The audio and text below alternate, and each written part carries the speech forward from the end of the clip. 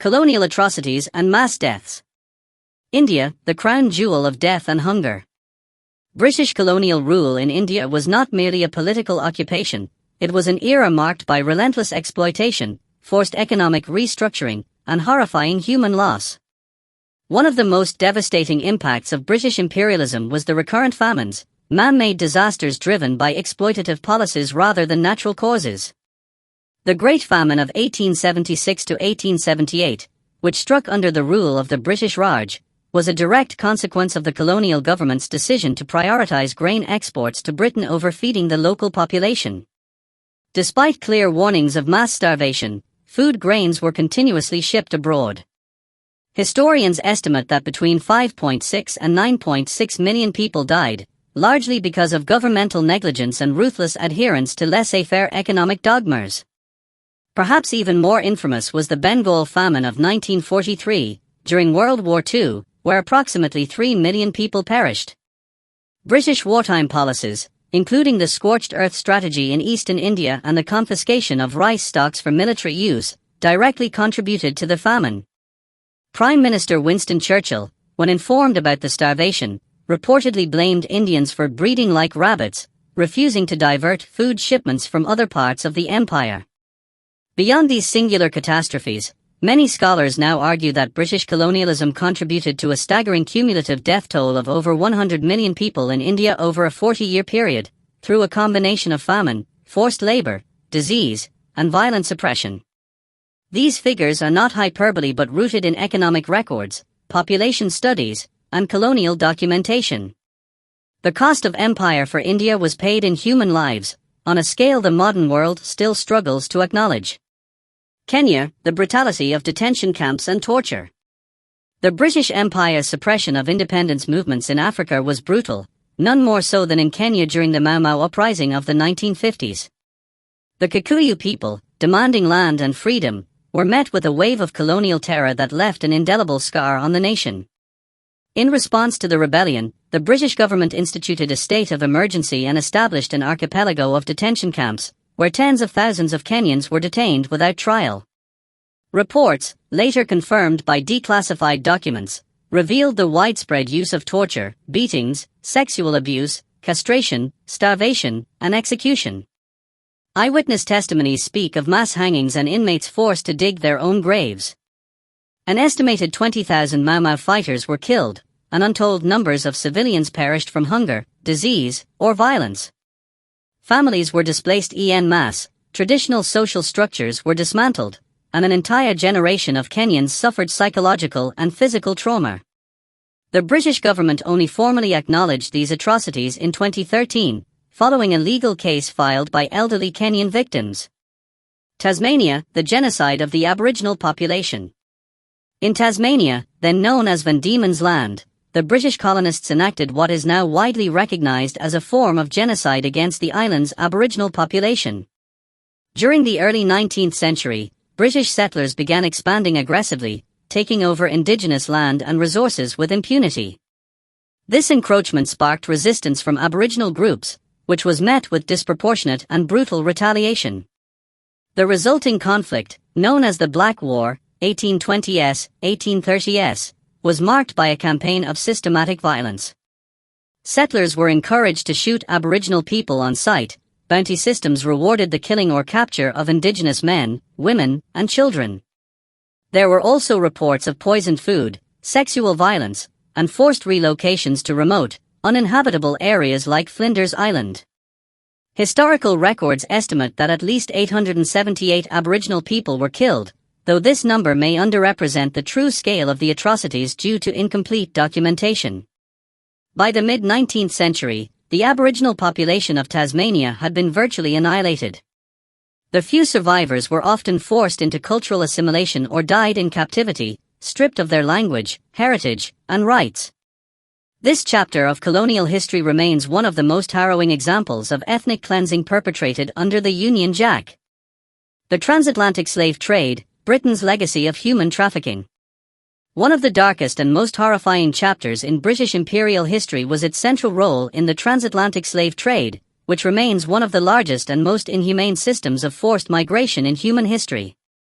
Between 1640 and 1807, British slave ships forcibly transported an estimated 3.4 million African men, women, and children across the Atlantic Ocean to the Americas, a number that represents a significant portion of the total transatlantic slave trade. The conditions aboard these ships, often referred to as floating dungeons, were appalling. Africans were chained together, packed tightly in cramped, unsanitary quarters with barely enough room to sit upright. Disease spread rapidly, and food and water were often scarce or deliberately withheld as a form of punishment. Many enslaved individuals were subjected to brutal beatings, sexual abuse, and psychological torment. It is estimated that at least 450,000 Africans died during the Middle Passage due to disease, malnutrition, dehydration, suicide, and murder, a mortality rate that underscores the sheer cruelty of the trade. But the suffering did not end upon arrival. Survivors were sold like livestock at auctions, branded, and forced into backbreaking labor on plantations in the Caribbean, North America, and South America.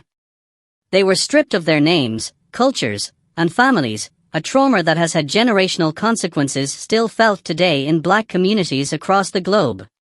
The British monarchy and political elite were not only complicit, they were actively involved and profited immensely. The Royal African Company, established and chartered in 1660 under King Charles II and governed by his brother James, Duke of York, later James II, played a leading role in the trade. The company was granted a royal monopoly to trade slaves from the West African coast and became one of the largest traffickers of human beings in the 17th century. Branded with the company's initials, thousands of African captives were forcibly taken aboard British ships to be sold into a lifetime of bondage. Profits from the slave trade enriched not only the monarchy but also the emerging British bourgeoisie, including merchants, bankers, and shipbuilders in cities such as Liverpool, Bristol, and London. Much of Britain's wealth, its early infrastructure, ports, banking institutions, and even universities, was built on the backs of enslaved Africans. British colonial plantations in the Caribbean, especially in Jamaica, Barbados, and Antigua, became vital sources of sugar, rum, and cotton, all dependent on slave labor.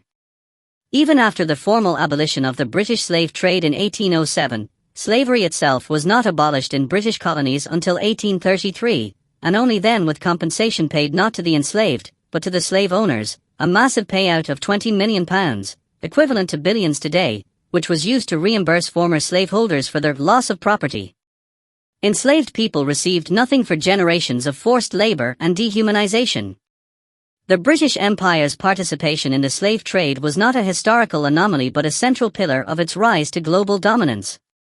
The scars of this legacy remain visible in systemic racism, economic inequality, and historical denial. The blood, suffering, and resilience of millions of Africans are the true foundation upon which much of Britain's imperial glory was built. Economic exploitation and wealth extraction, the financial pillars of the British Empire. British colonialism was never merely about flag planting and governance. At its core, it was a massive machinery of economic extraction. The British Empire's primary objective was to enrich itself at the expense of its colonies, and few places bore the brunt of this exploitation as severely as India, often referred to as the jewel in the crown of the empire. But that jewel came at an immense human and economic cost to the Indian subcontinent. According to renowned economist Utsar Patnaik, the British extracted an estimated $45 trillion, in today's value, from India between 1765 and 1938, primarily through a combination of unfair trade practices, taxation, manipulation of currency, and forced exports. This staggering outflow of wealth helped fuel Britain's industrial revolution, funded wars, and financed the imperial administration, while India, once a flourishing global economic hub, was driven into poverty, famine, and systemic underdevelopment. One of the most destructive aspects of British policy was the deliberate deindustrialization of India's thriving local economy. Prior to colonization, India was a leading manufacturer of textiles and other crafts. British colonial policies imposed harsh tariffs on Indian goods while allowing British goods, especially machine-made textiles, to enter the Indian market tariff-free. This not only led to the collapse of India's artisan industries but also forced millions of skilled workers into unemployment and agrarian dependency. In addition, the British established an exploitative land tax system. Under the Permanent Settlement Act and Ryotwari system, peasants were subjected to exorbitant taxes, often demanded in cash rather than kind, and collected regardless of crop failure or famine. Failure to pay led to land confiscation and debt bondage, plunging vast rural populations into perpetual poverty and hunger. These policies directly contributed to numerous famines that killed tens of millions throughout the 18th and 19th centuries. The extraction wasn't limited to goods and produce. Even Indian soldiers, sepoys, were used as tools of imperialism. India funded its own colonization and even subsidized British wars elsewhere.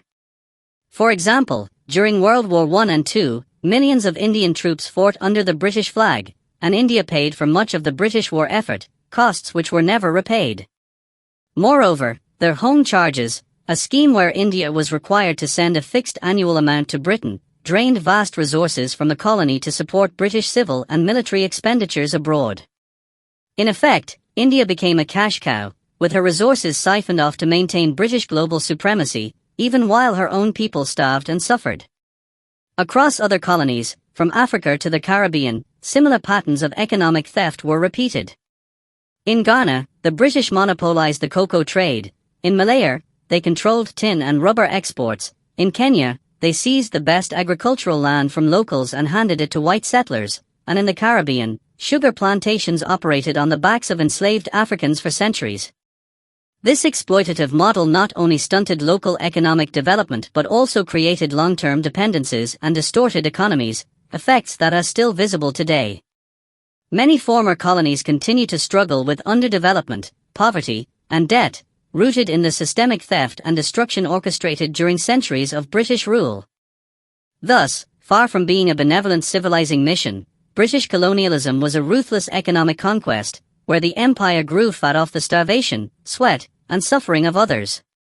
The true cost of British imperialism is not just measured in deaths or territories conquered, but in the generational theft of opportunity, prosperity, and dignity from nations that are still fighting to recover. Cultural suppression and the enduring legacy of the British Empire. Beyond its brutal physical violence and insatiable economic extraction, the British Empire was also a powerful force of cultural domination. Wherever the Union Jack was raised, indigenous identities were systematically undermined, erased, or reshaped to fit the mold of imperial ideology. The colonization process was not just about controlling land and labor, it was about controlling the minds and spirits of the colonized. In India, Africa, the Caribbean, and Southeast Asia, indigenous languages were actively suppressed. English was promoted as the language of governance, education, and power, while local tongues were either relegated to the private sphere or deemed inferior and uncivilized.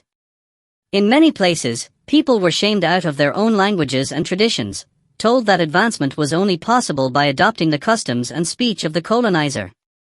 This led to generational cultural dislocation, with many communities losing deep connections to their oral histories, sacred texts, and ancestral knowledge. The British education system was a key tool in this cultural conquest. Lord Macaulay's infamous 1835 Minute on Indian Education argued for the creation of a class of Indians who were Indian in blood and color, but English in taste, in opinions, in morals, and in intellect. Schools became factories for producing compliant colonial subjects, steeped in British literature and history, while their own histories were either erased or misrepresented. Traditional systems of learning, such as gurukuls in India or oral traditions in Africa, were delegitimized, and entire generations were taught to see their own civilizations as primitive or stagnant. In places like Australia, New Zealand, and Canada, the consequences of British cultural suppression were even more devastating. Indigenous children were forcibly removed from their families and placed into residential schools, where they were forbidden from speaking their languages or practicing their cultures. Many suffered physical and sexual abuse. These policies resulted in intergenerational trauma, cultural genocide, and the near extinction of some indigenous languages and traditions. Religious practices were also a target. In numerous colonies, Christian missionaries, often operating with tacit or overt support from the British state, sought to convert indigenous populations, sometimes by force, often through coercion or bribery. Temples, shrines, and sacred sites were destroyed or repurposed. In Africa and the Caribbean, traditional spiritual systems were demonized, while Christianity was weaponized to justify colonial domination, branding it as a civilizing mission. The governance structures of colonized societies were likewise dismantled. Indigenous legal systems, tribal councils, kingships, and customary laws were either abolished or subordinated to British courts and administrative frameworks. This not only eroded local autonomy but also created hybrid legal systems that persist to this day, often alien to the people they govern and deeply skewed in favor of former colonial elites. Even cultural symbols and artifacts were not spared. Countless works of art, religious icons, manuscripts, and treasures were looted from across the empire and now sit in British museums, often without consent or context. The British Museum and Victoria and Albert Museum, among others, hold thousands of such objects, many obtained through conquest, coercion, or outright theft. Despite growing global calls for repatriation, the British state and institutions have largely refused to return these artifacts, citing dubious legal or preservationist arguments. The legacy of this cultural suppression continues to haunt the post-colonial world. Former colonies grapple with the psychological impact of centuries of denigration, the loss of native languages, and the struggle to reclaim and revive ancestral identities. The scars of colonial education, governance, and religious conversion remain etched into national institutions, media, and consciousness. Today, the fight for decolonization is ongoing. Movements across the globe are pushing to reclaim indigenous knowledge, revive lost languages, and decolonize curricula and public spaces. Statues of colonial figures are being toppled. Names of streets and institutions are being reconsidered. There is a rising demand for historical acknowledgement, apology, and reparations for the cultural genocide inflicted by the empire. But perhaps most importantly, there is a growing awareness that culture is not a footnote of history, it is the very soul of a people. The British Empire knew this. That's why it worked so hard to erase it. The legacy of the British Empire is not one of glory, civilization, or progress, it is a legacy drenched in blood, built on the backs of enslaved peoples, and sustained by the calculated destruction of entire cultures and economies. From the forced famines in India to the brutal repression in Kenya, from the mass theft of cultural treasures to the psychological warfare waged through colonial education, the empire operated as a machinery of domination whose effects are still painfully visible across continents today. To merely acknowledge these atrocities is not enough. We must confront them, with honesty, with accountability, and with the moral courage to demand reparations, justice, and the full rewriting of historical narratives long sanitized by imperial nostalgia. Until the world fully reckons with the crimes of empire, including those committed by Britain, there can be no true reconciliation and no real decolonization. Understanding this dark chapter is not an academic exercise, it is a moral imperative for anyone who believes in human dignity, equality, and truth. Only by facing the horrors of the past can we begin to dismantle the systems of oppression they left behind, and build a future that honors the resilience of those who suffered, resisted, and survived.